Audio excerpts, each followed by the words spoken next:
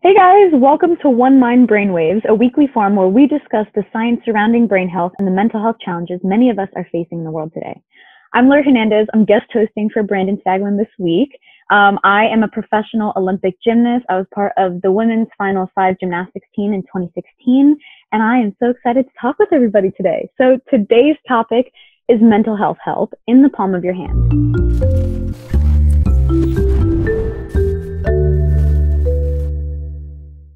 An increasing number of Americans are turning to smartphone apps to help maintain and improve their psychological well-being, especially now during a pandemic. But when it all comes to mental health and meditation apps, does one size fit all? In a few minutes, we're going to talk with two experts from One Mind PsyberGuide about how to evaluate and choose which app is right for you. So I know lately I've been using an app called Center, which kind of connects mind, body, and soul. Relax Melodies is a good one if you're trying to sleep, and Mood Bath has been one I've been able to test out. So maybe we'll be able to chat about those today. But first, studies have shown that music has positive effects on mental health, and there are thousands of ways to listen and watch all right there. Yep, in the palm of your hand. Joining us now is singer-songwriter and certified music therapist, Rachel Rambach. Her project is called Listen and Learn Music. Rachel, welcome to Brainwaves! Thank you so much, Laurie. It's so great to be here. Thank you for having me. Oh my goodness, how are you? How are you doing? I'm doing well, hanging in there. My kids are getting ready to start school next week, so we're gearing up for what will be, I'm sure, a very interesting school year, and just kind of going with the flow. I can't even imagine. How old are your kiddos? I have a son who's 7 and a daughter who's 5. Oh my goodness, and how are all of you dealing with this year? We are going back to school. My kids go to a small private school, so they are going to be attending in person. So we're going to see how it goes. We're kind of prepared if we have to come back home and go back to the virtual learning. But as of now, we're planning to go back. The classes are small and the school has really set things up amazingly. So our fingers are crossed, and we're going to take all the precautions and kind of go into it very hopefully and optimistically. Oh, that sounds wonderful. I'm wishing you guys the best and sending a lot of good energy your way and to your kiddos too. Thank you so much. You say on your website that your mission is to make people's lives better through music. How does a music therapist help people? I know music has been a way for me to connect with myself and with others, so this is a very interesting topic for me to listen to. Yeah, it's interesting. People who are unfamiliar with music therapy often assume that music therapists help people with their musical skills.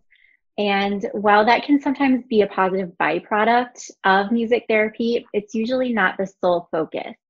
Most of the time, music therapists help people reach non-musical goals using music as the tool. So just a few types of goals that are commonly addressed in music therapy are communication, emotional intelligence and expression, speech and language, social skills, educational concepts, gross and fine motor skills, and really just the list goes on and on.